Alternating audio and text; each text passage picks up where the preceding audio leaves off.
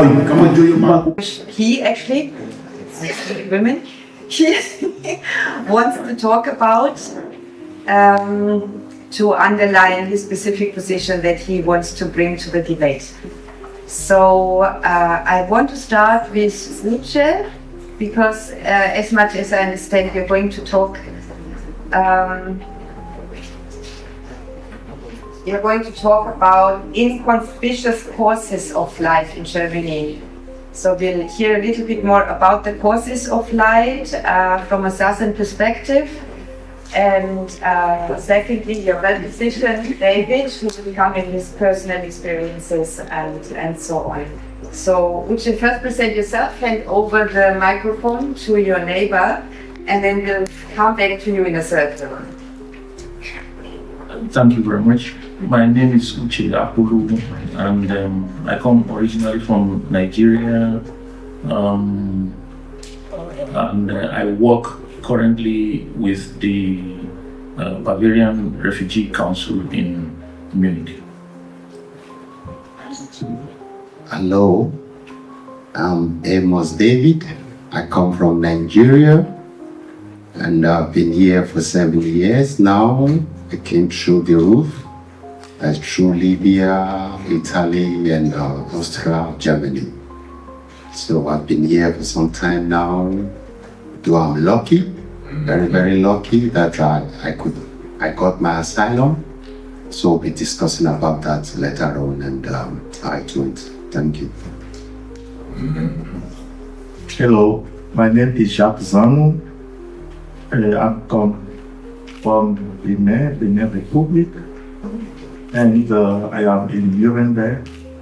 I work in Erlangen at the university as PhD. Yes, thank you. I'm Friedrich Heckmann, and I've been working here at the University of Bamberg as a researcher. I'm a bit involved in refugee work as well, but my main job, I think also in this panel, will be to try to reconstruct and understand a bit what governments do in relation to irregular migration and refugee movements.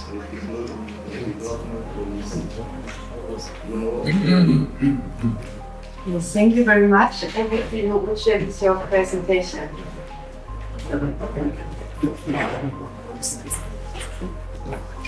So thank you once again, and for the invitation.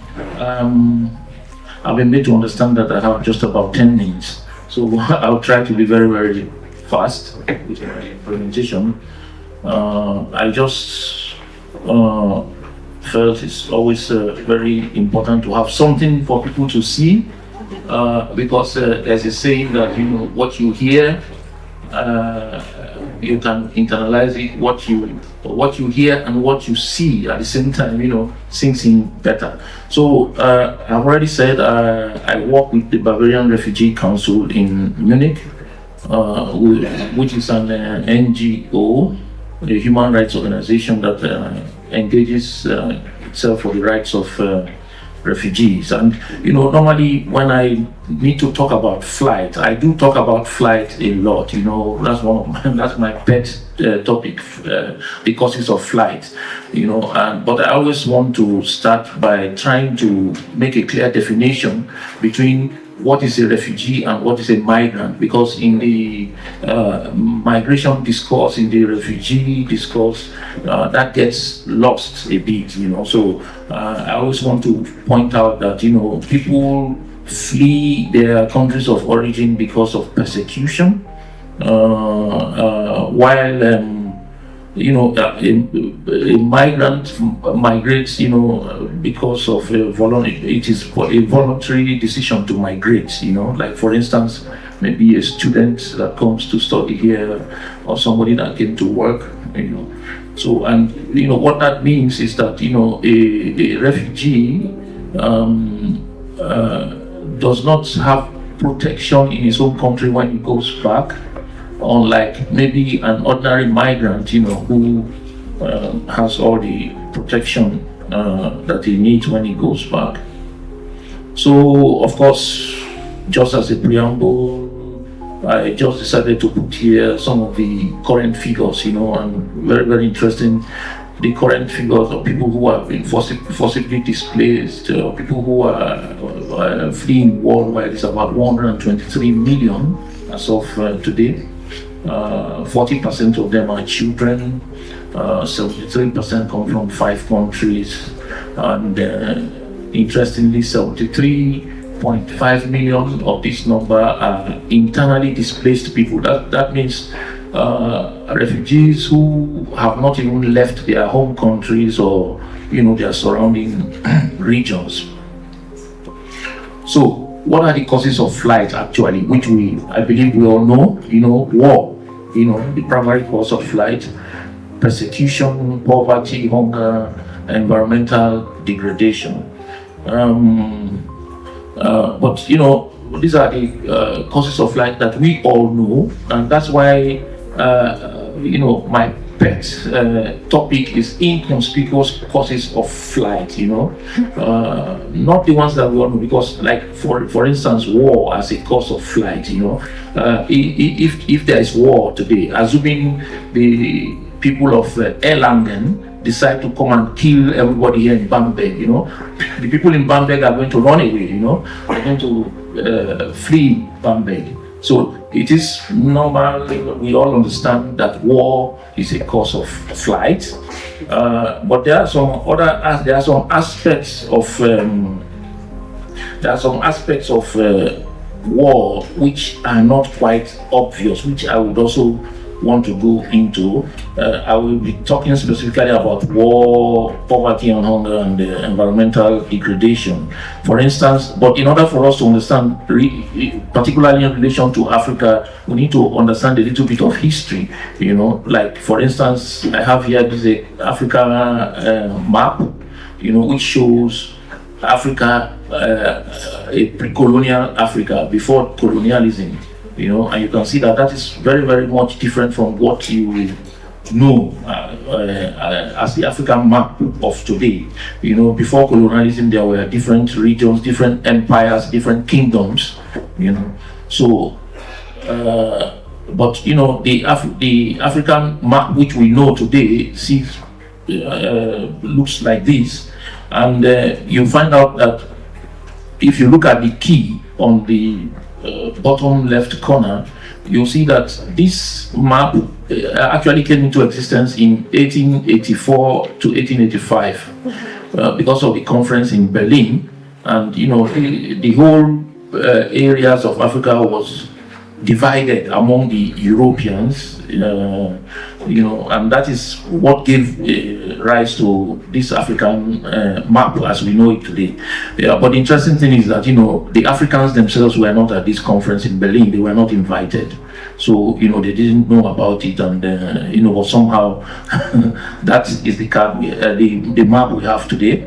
And because of this, it was a very violent, we'll not have time to go into all that, but it was a very, very violent division of Africa, because, by the time they got to know that, they were no longer, they belonged to some other people, to the British people or to the French people, there was a lot of resistance and a lot of wars. But, like I said, today we're not even going into all that. I just want us to know that, this is what happened. And some of the wars that we have in Africa today are actually as a result of this violent division, of the area of Africa among the European colonial masters. Like for instance, in Mali, I do not really have time to talk too much, but I just wanted to show. So, for instance, the German military, was in Mali for more than 10 years, along with the French, trying to make peace. But of course, there's no peace yet in this area, because the primary reason why there's conflict in this area, it's not even being discussed at all, and that has to do with the Tuaregs, for instance, who have been looking for a state of their own. Along the line, they decided to get the Islamic jihadists to join them, and things escalated. So this war, for instance, is an example of wars that have their roots in the colonial history. There are many, the Sudan and South Sudan, it has its history in the colonial separation. The crisis in Congo, has its history in the colonial separation. But like I said, we don't have much time. I will go to poverty and hunger as a cause of flight in Africa. And I have here this table which I prepared many years ago. I do not actually have the actual figures, but I think they suffice to say, to show, what causes poverty and hunger. Because usually in the migration discourse, there's a lot of talk about, people are coming from Africa because they are economic refugees, but nobody talks about how did they become poor, and why are they hungry, and one of the major reasons which nobody talks about is agricultural subventions or agricultural subsidies.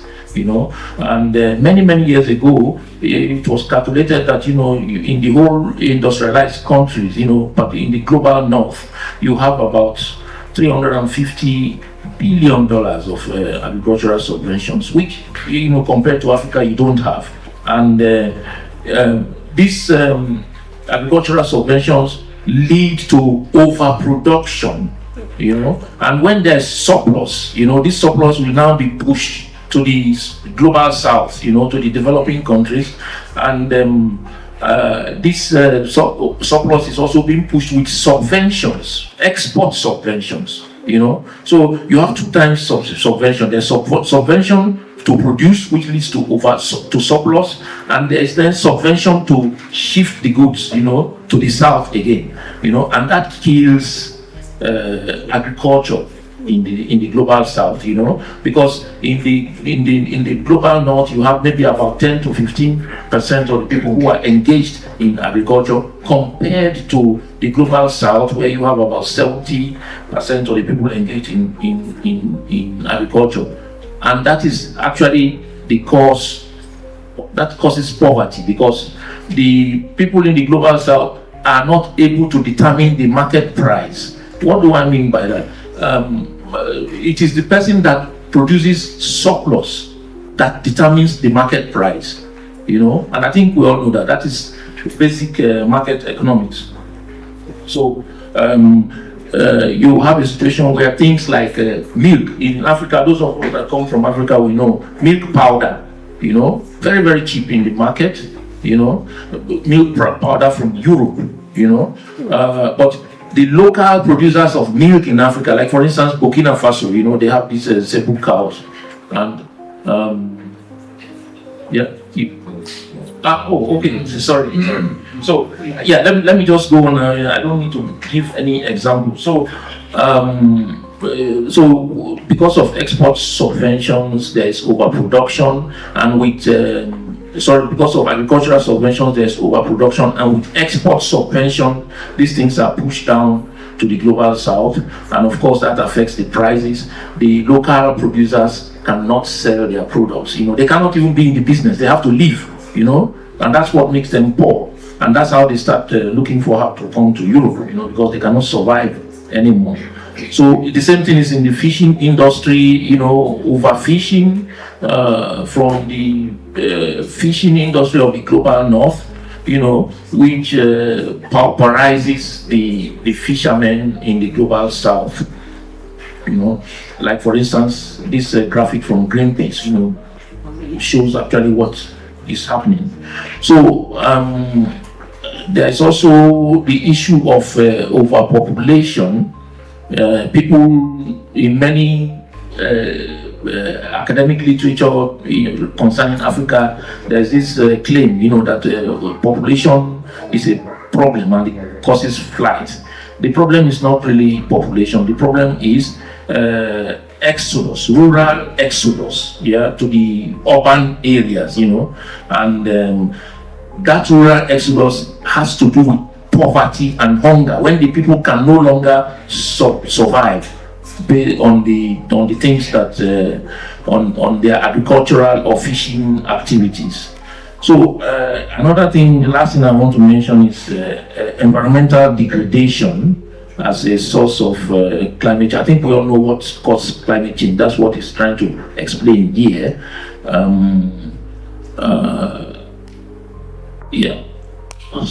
One back a bit. So, but what concerns me about this issue of climate is when we look at there was a time scientists measured the real cause of this climate change is carbon dioxide, in the atmosphere. When you measure carbon dioxide in the atmosphere since 1900, you find